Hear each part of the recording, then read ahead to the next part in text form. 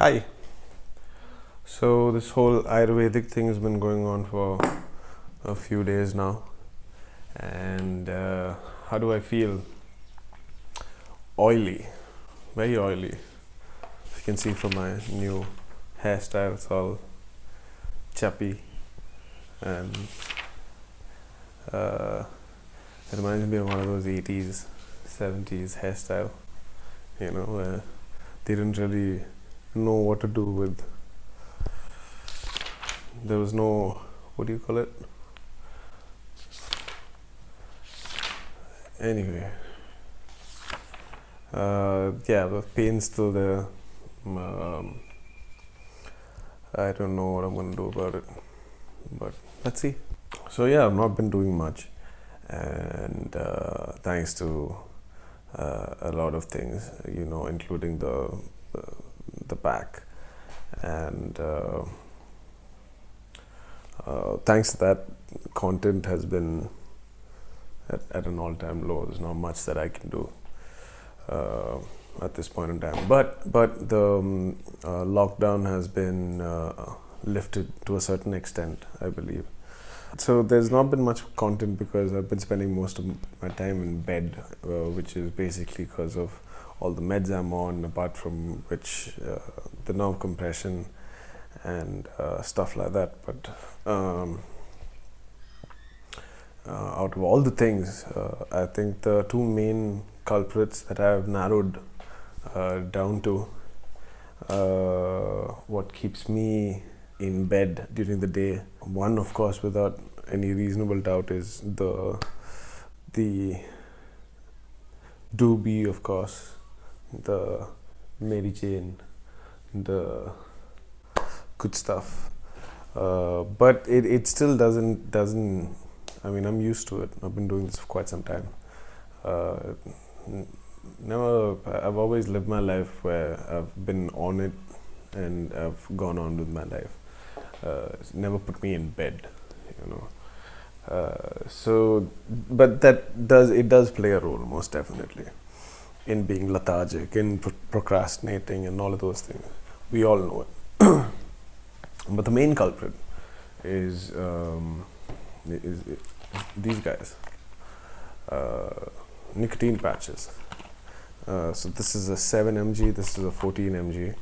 I was on 21 mg all this while, and the only reason I'm not on a 21 mg right now is because it's not available.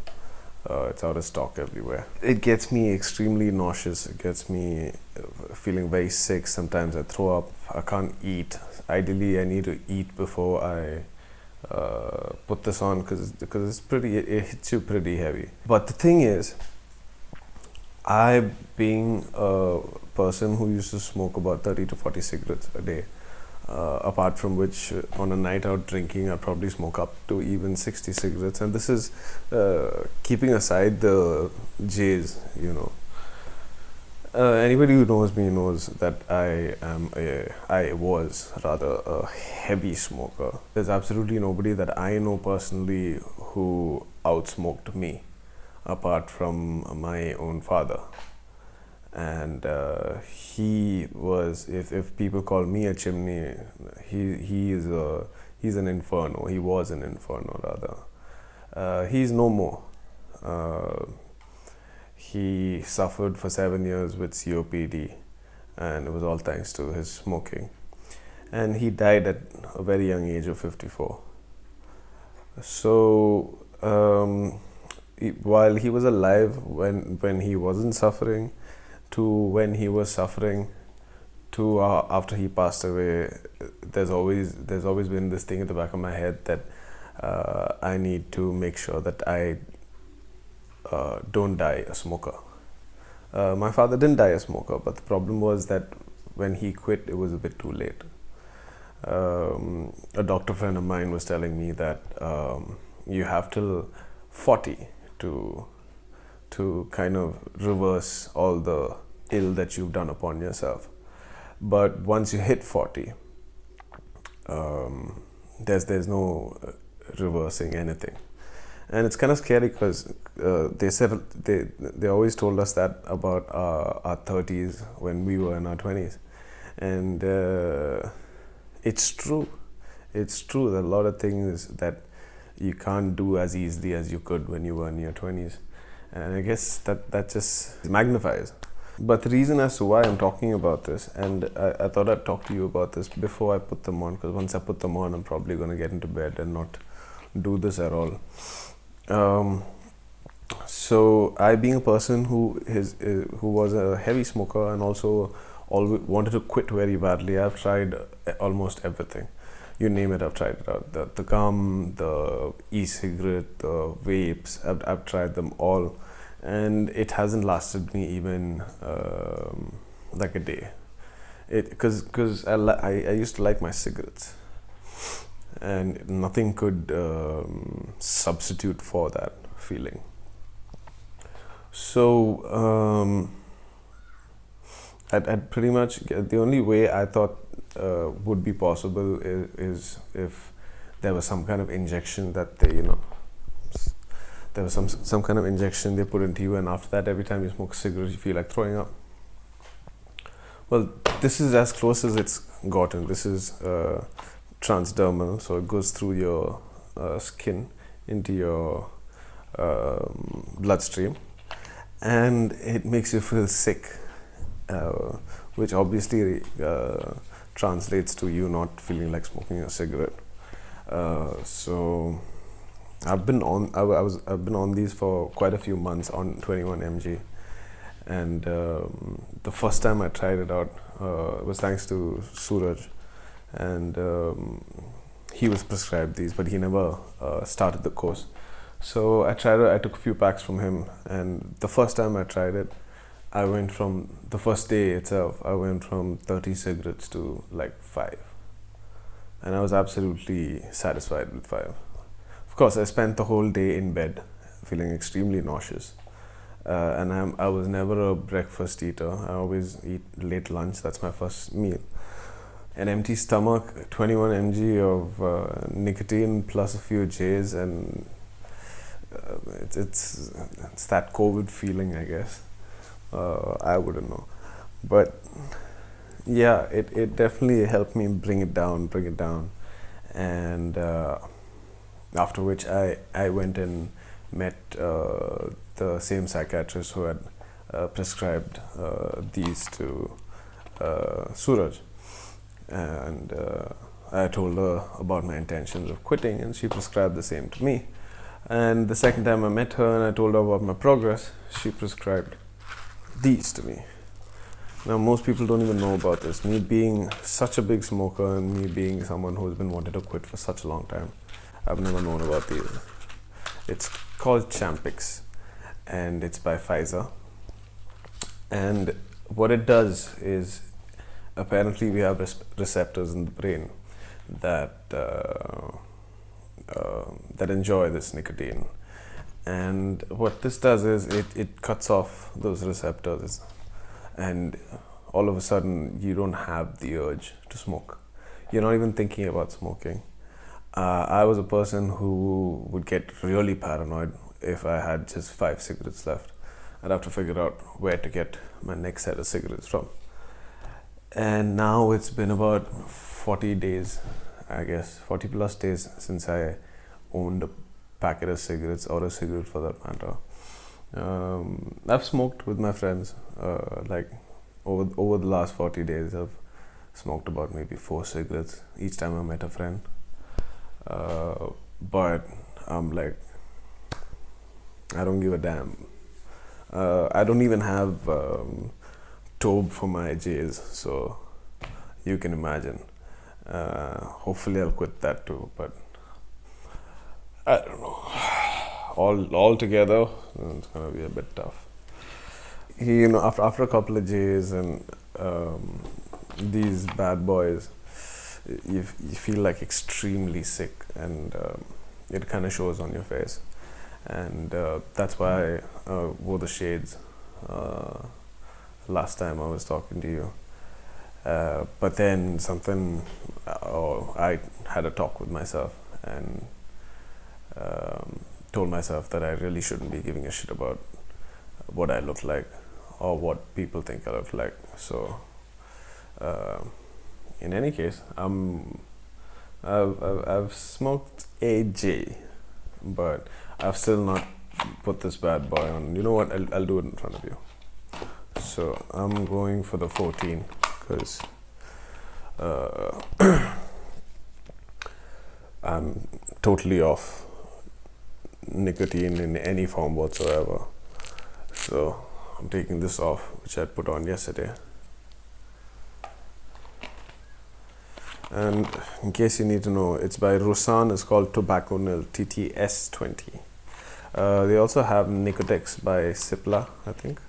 But the problem I found with it, the two problems I found with it was, one was it wasn't sticking onto my body properly, and two was it didn't have the kind of sustained release that this one seems to have. It kind of hits you all together, and I couldn't like handle it. But what I did was I did buy like 2 packets of it, not packets like these, but packets like these. And when I had this sudden urge to smoke, and I thought that I might end up smoking, I popped one of those, and that would make sure that I didn't follow up on my urges. So you keep alternating between arms. You can put it on your arm or you can put it on your chest. And that's about it. It lasts you for 24 hours. I'm probably going to start feeling nauseous in about like half an hour or so. I'll probably be in bed in about an hour and a half, depending on the time. Because if there's not enough time between when I get to bed and when I get called for lunch, then I won't sleep in between. I'll sleep after lunch. So yeah, I've been thinking about quitting for only like for as long as I've been a smoker. I've been wanting to quit because of seeing my father and what he was going through because of smoking. Kind of takes over your whole life. You know, it's in control of you. Smoking comes first. Everything else can wait. And it didn't feel right as a child. Apart from which, he smoked wherever he wanted to. So he smoked everywhere. He smoked while he had me on his lap. So needless to say, I was heavily addicted to nicotine before I even took my first drag. So it's a bummer, but we all learn from, we all learn over time and we evolve. I'm not blaming him for anything. He just didn't know any better. And so it was very important for me to quit. And I used to be I tried the whole aggressive method, of like, tomorrow onwards I'm not going to touch any cigarettes. And somehow within a few hours to that day, you like smoked like double of what you would normally have smoked in that period of time. They say the only way to go is cold turkey and things like that. That's because they don't know any better. And the people who go cold turkey are probably people who like used to smoke 2 cigarettes a day. Good for them. I'm not saying anything against them, but sometimes some people need help. And the problem is that your general physician or your pulmonary specialist is not going to prescribe these to you. Imagine your psychiatrist is going to prescribe this to you.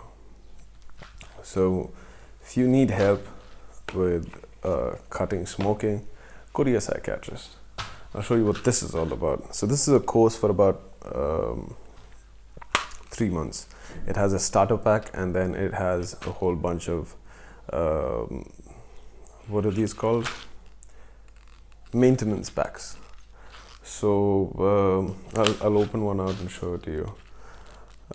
Each one of these packs lasts for 2 weeks, and it's 1 in the morning and 1 at night. and all the information is right here, although it's a bit too much information. I haven't gone through the whole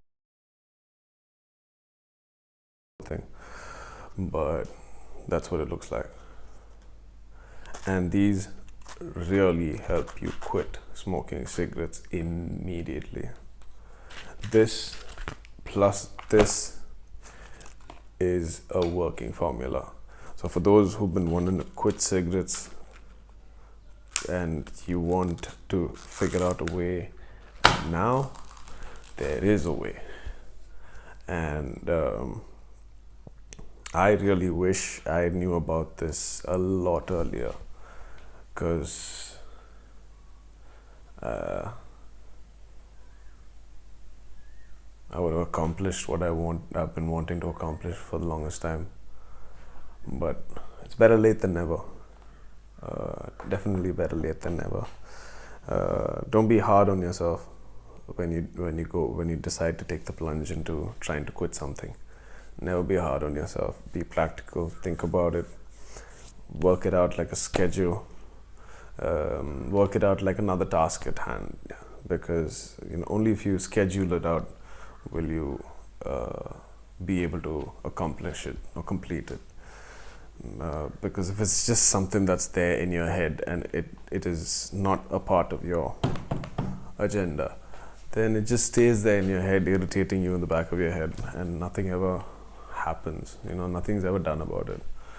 So yeah, make it a part of your plan to and figure it out and time it out, and don't be hard on yourself. Most importantly, I'm not here to tell you what would work for you. I'm here to tell you what worked for me, or what is working for me, or what I'm going to be, the work that I'm going to be putting in towards myself. So yeah, let's not get that mixed up. So having been a part of this whole entertainment nightlife industry, where I have alcohol and all forms of smoke around me all the time, in every single environment that I'm in, be it the actual work environment, or a meeting, or chilling with your friends, or hosting people at home, it's all pretty much the same. It involves a lot of things that are not so healthy for you, and I wouldn't be the best advocate for stopping these harmful substances, but what makes me want to advocate for the non-usage of tobacco is most definitely my father, who I saw suffer when he was suffering the last 7 years of his life, in and out of the ICU. He had to have one oxygen concentrator at home, one oxygen concentrator in his office, and a portable oxygen concentrator to use in the car or when he goes for meetings. And that's when he suffered, and his life as a smoker before, when you notice that he everything smoking came first, everything else could wait, it doesn't really work well for your life, and you do see how it puts an end to a lot of things that you probably don't realize over a period of time, but the energy you have in you, the stamina, everything kind of goes down, and to a certain extent, I'd also say, they say you smoke more when you're stressed. The problem with smoking more when you're stressed is that you end up going for a smoke when you're stressed, and that kind of makes you feel like you've solved your problem. Whatever is stressing you, it's been sorted out, because you're putting in these things into your system that make you feel a little more pleasant than the stressful situation that you were in. So you don't end up really helping the situation. You just put it aside. And I think anything you smoke, anything at all, is a big spokesperson, or rather big initiator of procrastination. So yeah, he paid the price for it. He died at the age of 54, and he suffered for 7 years before he died. And so for me, it's very important that nobody lives the way he did, and nobody dies the way he did. They're both equally important. They're important to me as a son, for the sake of my own father, and for the sake of myself and my loved ones. So yeah, that's pretty much it. If you want to quit, there are ways to quit.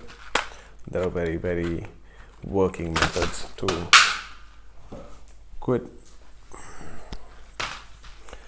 and you can do it.